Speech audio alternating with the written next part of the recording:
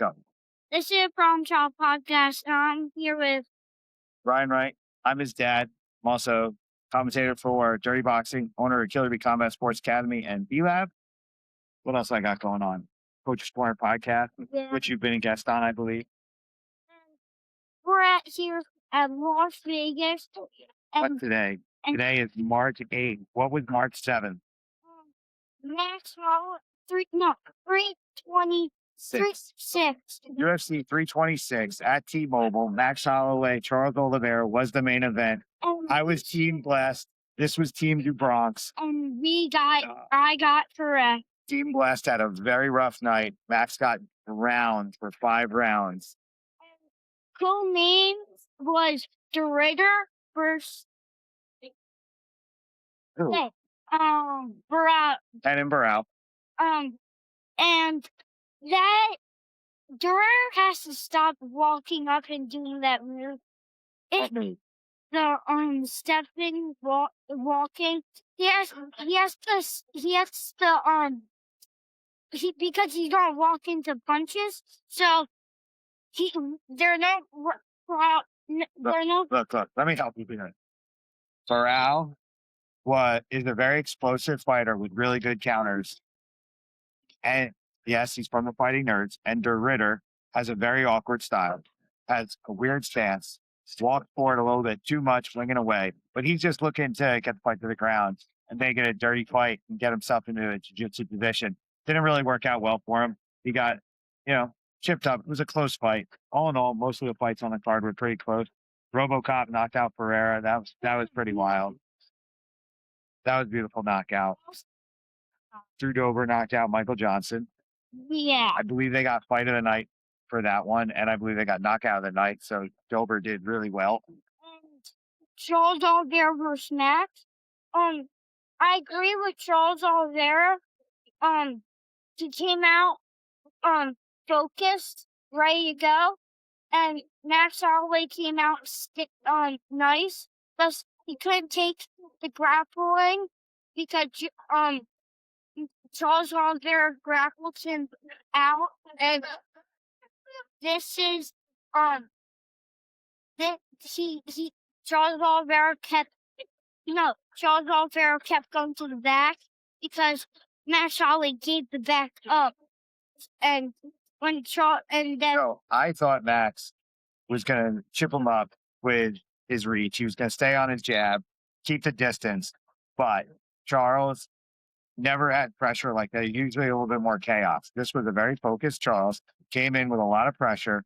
He was throwing very heavy. He was leading off with a really super strong calf kick, but he was throwing a really strong calf kick, following it up, with the overhands and doing what he normally does. But he was pressing at a really good entry. Max was moving straight in, straight out. He never really cut angles, which was kind of the problem for him. And when Charles got him down, he literally never got up every round.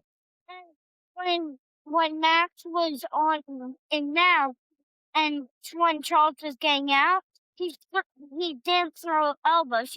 He showed. Yeah, when Max got on, Max ended up getting an advanced position. I was kind of confused why he didn't throw more strikes, but it is what it is. What do you think about Las Vegas? Las Vegas been a great time, and tomorrow we're going to Area 51. 15. We're gonna have some fun. Really fun. Then we're gonna go to Extreme Couture. And then we're gonna go to the UFC, corporate offices, and the PI. Yes. Who do you want to meet if we go to Extreme Couture and the UFC? But if we go to Extreme Couture and if we go to UFC headquarters, who do you want to meet? Charles Oliveira. Yeah, we're not going to run into him, but that's I'm hoping Sean Strickland will be at Extreme Couture. That wild man, you and him together, that would be interesting. You want to talk to him? Yeah. Well, wait. One thing we got to bring up during the card, they did the White House card. So what do you think of the White House card? We have Ferreira versus Cyril Gahn. And I feel like that Ferreira has good boxing. and Cyril Gahn.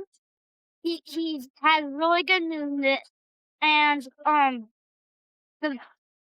think Bill Nickel versus Kyle Dawkins is a great fight. I like Kyle. So we met Kyle. So you've been to his gym. You've met Kyle.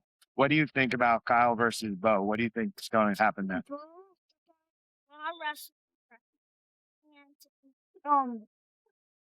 And Kyle Dawkins has a lot of grappling. And he's really tall.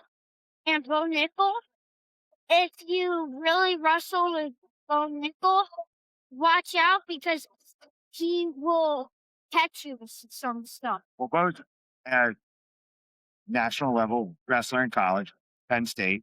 Very, very good wrestler.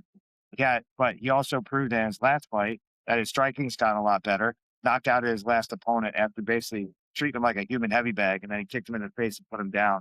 But he hasn't fought anybody that's as tall as Kyle, as long as Kyle, and he's as comfortable going to the ground and hitting that darts. I mean, they call Kyle Darts Vader. Because he hits his darts is beautiful. Watch out for his darts. You would tap right away to get his darts. What else we got coming up that you're interested in? So you've got the White House card coming up. We just went to 326. Yeah, that's a big fight. Who do you have in that one?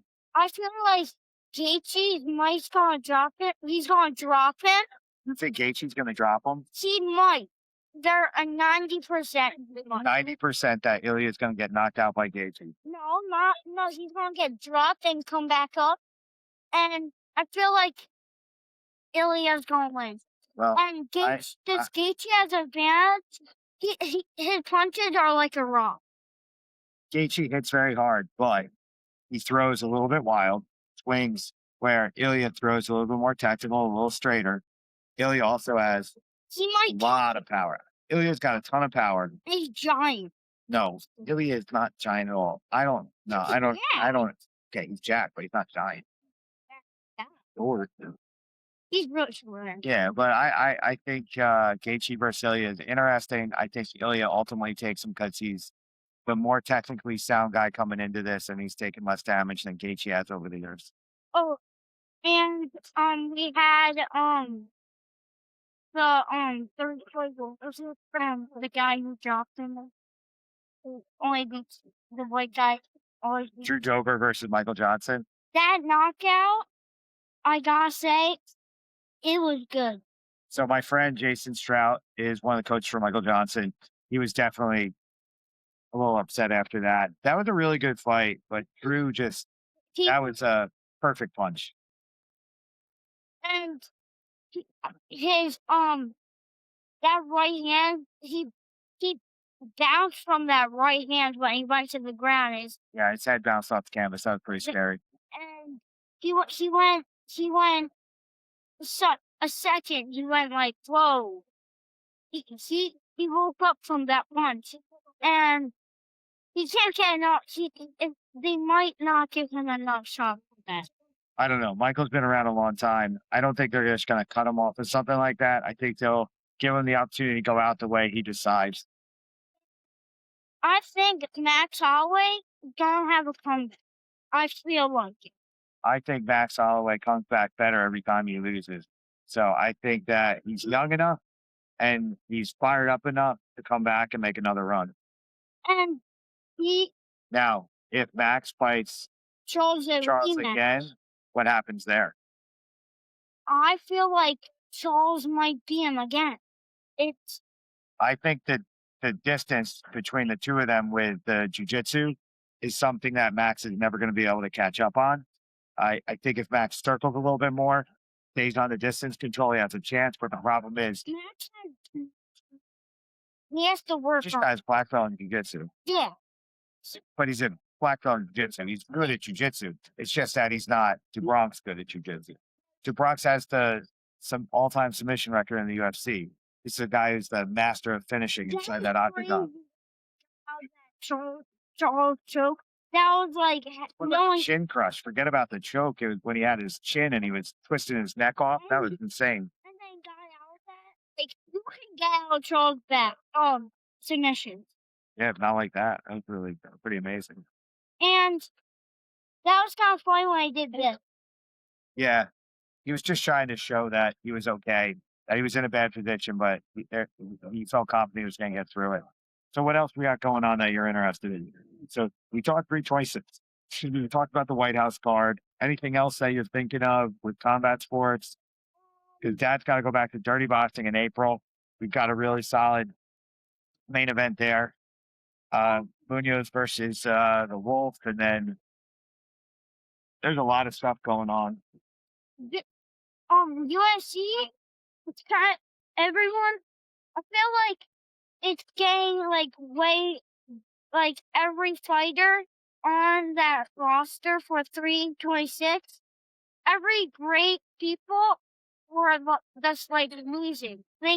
Well, big names, guys that have big names, but they had a lot of guys that were older that have a lot of mileage on them. Oh, who's that guy who got him the ball? Garbrandt, Oh, Garbrandt. that's pretty wild. He threw off from the nut shots that he took. It was pretty bad. And that was kind of the point where he You got hit like I think it was 3 times. Yeah, no 4. That was really bad. But to get hit so bad that they got to give you a bucket because you're throwing up, that's crazy. It's crazy.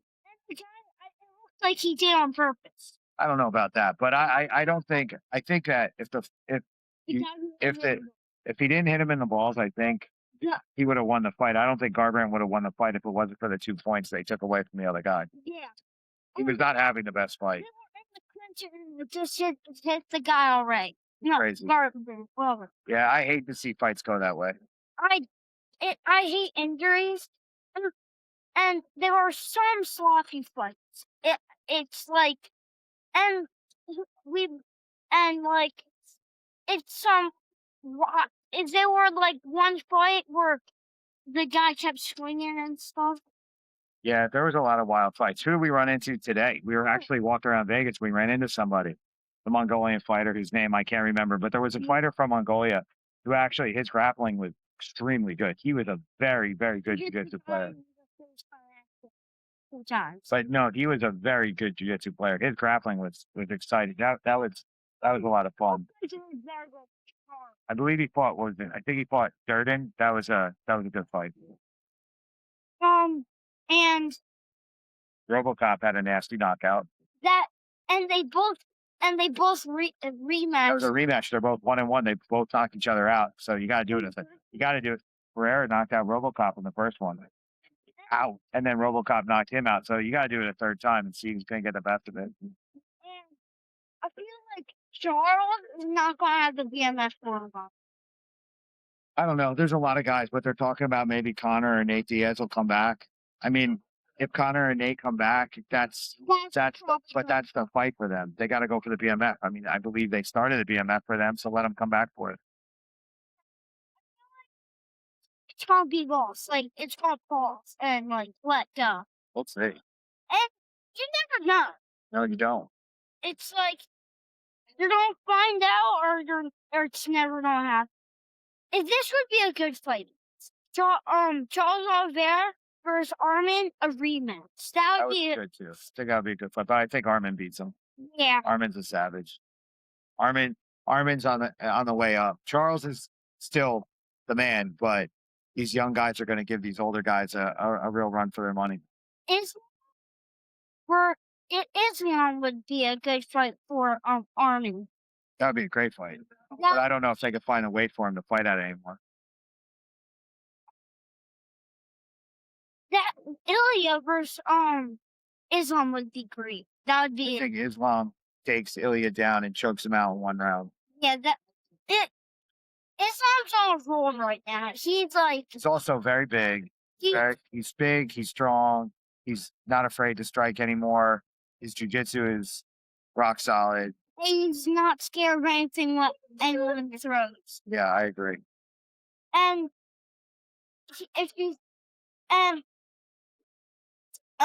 if Connor comes back, it might be Connor versus Champ. You never know. So, UFC 326, interesting card. It was your first time to go see it live. What did you think about seeing it live? I love when Bruce Booker does it. Yeah, the energy at the fights being there live is something different. That's funny though. In 20 plus years being involved with the UFC, that was my first time going to the UFC as a spectator. I've only been there as a coach, so that was interesting. A lot of energy. The crowd loved it. It was a long day. I mean, I think we sat there for 6 hours, but you know,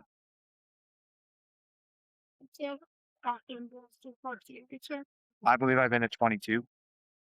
This is you went to one that this one was a spectator. First one's a spectator, but I've coached. Yeah, I almost got into a fight in a bathroom because I was trying to help your brother get into the bathroom, and a guy thought I was cutting the line. That was crazy. That was in an instant.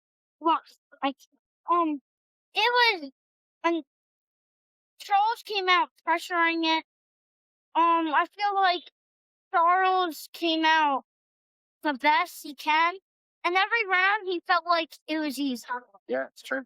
He looked like when he got up, he was like, "What?" And what's your most favorite fight you're looking to see going forward? So over the next couple months, what fight do you want to see happen? White House. It might be. You might go to the White House. If you go to the White House, what would it feel like if you coach Kyle Dawkins? Sorry. Well, I'm not Kyle Dawkins' coach. We're just Yeah. friends with him. It would be cool to do that, but I don't know. It's different. Um, hey man, being a part of historic events is always cool. But yeah, I mean, for me, the fight I really want to see is I do want to see Pereira versus Gane. I think that's an interesting fight. And Ilya Gaethje, I think Ilya is gonna. I think he'll take that one, but I still think it's an exciting fight. I think Gaethje always has a puncher's chance, so I'm looking forward to it. It's still Gane for Pereira. I feel like he's gonna tire.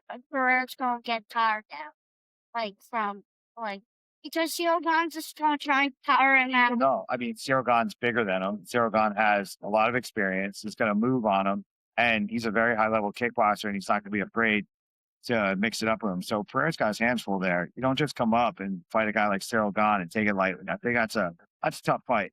All in all, that's a really tough fight. John Jones was going to just sleep. Well, we don't know. We don't know if he was going to or not going to, but I think John Jones versus Alex Pereira would have been the biggest money fight we've ever seen. I think that would have been an amazing fight, but I don't know. It sounds like John's got some hip problems, and it's tough. The other one to talk about is Gable Stevenson might make his debut on the White House card. That negotiation's happening. After Gable's last fight, I don't think he's ready. I think he's a fantastic athlete, but I don't think he's ready. I don't think he has enough experience to get into that octagon. Because again, guys coming in with low level experience, that octagon is proving that they're not ready. And there was which one? How many people did the Debuts? Yeah. I think there were 3 debut fighters yesterday, and only one won. Won by submission. I can't remember his name right now, but he won. Another one lost by decision, and then Luke Fernandez got knocked out. That was that was crazy. Luke Fernandez? Yeah. But again, Luke Fernandez comes in with not a lot of experience, coming out of a regional scene where he really didn't fight anybody, being managed by a guy who has access, goes to Contender Series, fights a guy who has no business being there, knocks the guy out quickly, gets a contract, comes in, fights a guy with a lot of experience, and that's really rough. I don't think anyone did, but I don't think anyone did Luke Fernandez a favor by getting him into this situation. He needed to be groomed more. He needed to be tested more. The first time he's finding out if he has a chin or not is his debut in the UFC, and I don't think that was fair to him. So I think the people around him should kind of reevaluate what's going on. And yeah, I don't think he's done in the UFC, but I think he has a lot of work before he comes back again. And that was a he threw a white jab and hit him with a hard ass. Pilato hit him with a hard ass right on the butt. And he was trying to find out if he had a chin. I don't think he was trying to find out if he had a chin. I think Bellato was trying to find out if he had a chin, and we found out he really doesn't have one. So he didn't hit him. He hit him clean, but he didn't hit him that hard. And for him to go down the way he did, that was a little, I'm not going to say surprising. I never thought he had a chin, but And the ones who knocked out the guys would get yeah, they get 50K. a bonus session. I got a lot of money for that. What else you got for me, buddy? What do you have? I don't know. It's pretty good. We covered a lot of stuff. I'm happy to be out here in Vegas. Get to go to Extreme Couture. We're gonna go see Eric Nixick. We're gonna go to the UFC headquarters. Go meet with some people there. Make the rounds while we're out here. We got to see the fights live, which was cool for me to be able to share that with you. I really enjoyed that because now you get to see what Dad does. And yeah, it was cool. Your brother had a very good time until Max lost, and then he was really upset. But you were so happy. He was so sad. But after the fight came, and I was telling him, as I tell you, you know, You love it, hate it, be happy about it, unhappy about it. It's the emotional roller coaster that's fighting. You may want your guy to win, but to be able to get there and see these guys do this, it's cool. and one of my favorite friends did play. That last night, but last night, We would both get upset. They were yeah, but last night was a time where I really didn't want to see anybody lose. I really like Max. I really like Charles. I have mad respect for both of them and the way they go about it. Again, it was like a fight. If both of them could win, I would be happy. And honestly, BMF title, they made some money. They got to fight. They did their thing. At the end of the day, they both win. the best. Yeah, they did their thing. Yeah, the Bronx and Bless did their thing. I think they had a good night. So I'm getting hungry.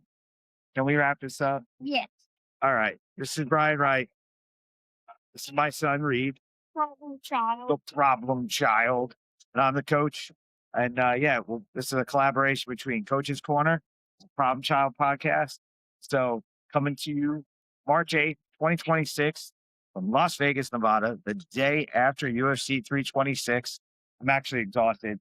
I was up for 24 hours. I had to corner a guy on Friday night, victorious at Ray Combat in Atlantic City.